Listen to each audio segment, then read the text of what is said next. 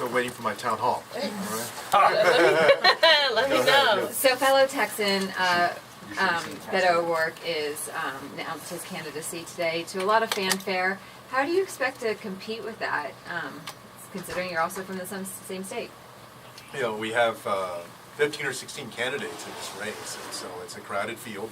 I'm going to articulate a strong, compelling vision for the country's future. I'm going to work hard. I'm going to make sure that I let people know about my track record of getting things done. I'm one of the few candidates that has executive experience in this race, and I'm not the front runner now, I know, but I wasn't born a front runner. I didn't grow up on the west side of San Antonio as a front runner. There are a lot of people in this country right now that don't feel like a front runner, and I'm going to go speak to them. I'm going to make sure they know that with my vision for the future, their child can get a good education, that their family can get good health care when they need it, and that they can have good job opportunities. And I'm confident that with the support of a lot of Iowans and a lot of people across this country, when the time comes on February 3rd, 2020, that I can win the Iowa caucus. Secretary Vilsack today talked about casting a vision and not necessarily having the plan wasn't the most important thing, that there needs to be a bold vision. In your mind, what's more important here? Is it policy? Is it having specifics, or is it being a motivating sort of speaker, having a bold vision for the future?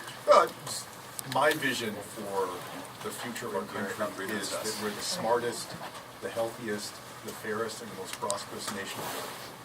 I want us to be the smartest nation in the world in the 21st century, in a time when we're competing against countries around the world that are producing tons and tons of young people, talented, well-educated, intelligent.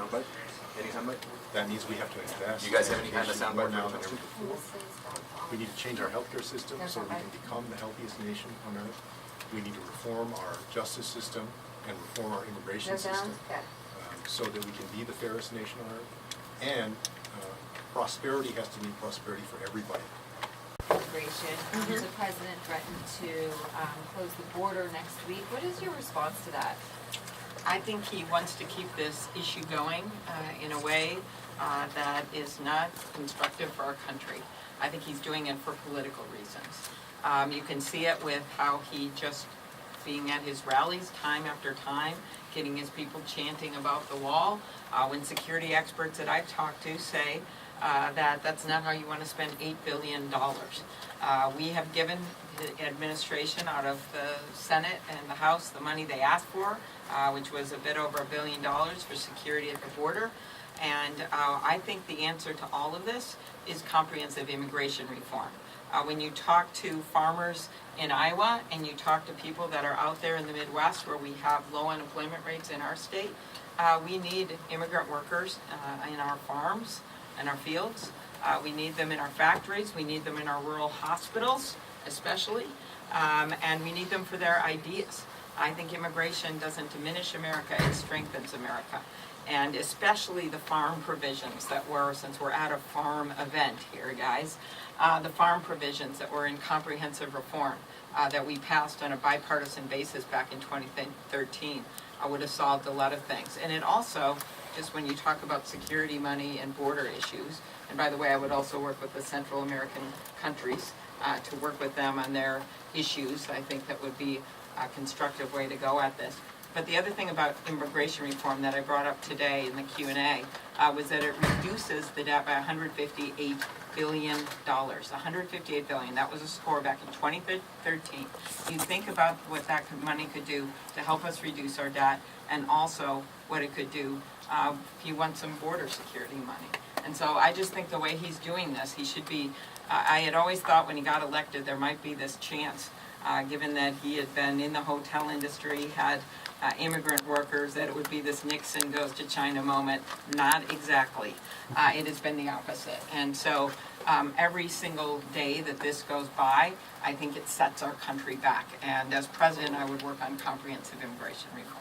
Why is Medicare for all not the best way to address health care problems in the country? It's one idea and something that we should look at, but I want to get something done immediately. So I would approach it this way. One, we want to move toward universal health care for everyone. The best thing we can do right away is to get My bipartisan bill passed that right now Patty Murray has with Lamar Alexander, which is about reinsurance and cost sharing, something that would help the premiums right here in Iowa. The second thing that I would do immediately is to get a public option moving. And you could do that with Medicaid or you could do it with Medicare. The third thing that I alluded to today when we were talking about antitrust was farmer prices. And nothing has been done on that through several administrations. The prices are going up and up and up for simple drugs like insulin, simple things like EpiPen, and usually it happens when the drug companies get a monopoly. So that's why I have led actually 2 bills with Senator Grassley right here in Iowa. One is to bring in less expensive drugs from Canada. He took that bill over from Senator McCain, and any kind of competition that we could get going here would be a good thing. Stopping the pay for delay, that's another bipartisan bill that we have together, which Big Pharma pays off generics to keep their products off the market. And the third idea, which is a big one, is to allow Medicare to negotiate for prices for prescription drugs, to basically lift the ban that's in place right now that stops the seniors and their 43 million seniors from harnessing their bargaining power. So that's what I would focus on immediately with health care. And the final thing, given what we saw this week, is of course protecting the provisions of the Affordable Care Act. I guess the Republicans didn't learn what happened here in 2018, including in those 2 congressional seats that were won with Cindy and Abby, and that is that people don't want to have their family members kicked off of health care because of pre-existing conditions. I remember being in one rural parade in Minnesota and having a mom point to a toddler in her stroller and said, in the middle of all this, this is what a pre-existing condition looks like. He has Down syndrome, and I will do anything to fight for my boy. Do you That think is that what, so when they are messing around with this like they did this week, that's what that's about. Okay, I didn't mean to cut you off. You're fine. Do you think that there's an advantage? You heard that story yesterday. Being a Midwesterner and talking to these people in this state in Iowa? I think it helps to be from the heartland. I think it helps that I have been of the lead on the vaccine bank, which might not be the first things on the tip of people's tongues when it comes to national politics, but people here in Iowa know what happened with avian flu and H1N1, and we got some big money started to get a vaccine bank so we're better prepared for the next animal disease that could really hit our farmers. I think it helps that I'm able to talk the talk on biofuels, which a question didn't come up on that, and that's something where you don't want to be dependent on one source of fuel supply. Biofuels are now 10% of our fuel supply. They're big in Minnesota, they're big in Iowa, and that's the renewable fuel standard. And what this administration has done, step by step, is try to dismantle that. It's unbelievable. And there's a reason that Pruitt had to step down after he came to Iowa. And that's because not only was he doing a bunch of ethical things that were problematic, and not only did he have some issues on the environment, but he also was surreptitiously granting oil companies a bunch of waivers. And again, Grassley and I led that effort to take that on. And so, when I look at the issues that I can talk about to people in Iowa, I can go to a pretty granular basis, if you guys don't get too bored and have your eyes glaze over, on a lot of ag issues, including young farmers and ranchers, making sure they get a deal on their grazing fees so that we can keep them in business and they go and take over the family farm, or giving them a 10% break on crop insurance, which was my bill. So I think that if you want to do well in the heartland, or if you want to do anywhere else in the country, it's not just about rhetoric. It's also about knowing the issues, but there's one thing more. It's getting things done. If you look at where Democrats won, in Kansas, where Laura Kelly won, or in Wisconsin, where we beat Scott Walker, or the House races that we won all over the country, or in Arizona with Kirsten Sinema, or Nevada, where we won with Jackie Rosen.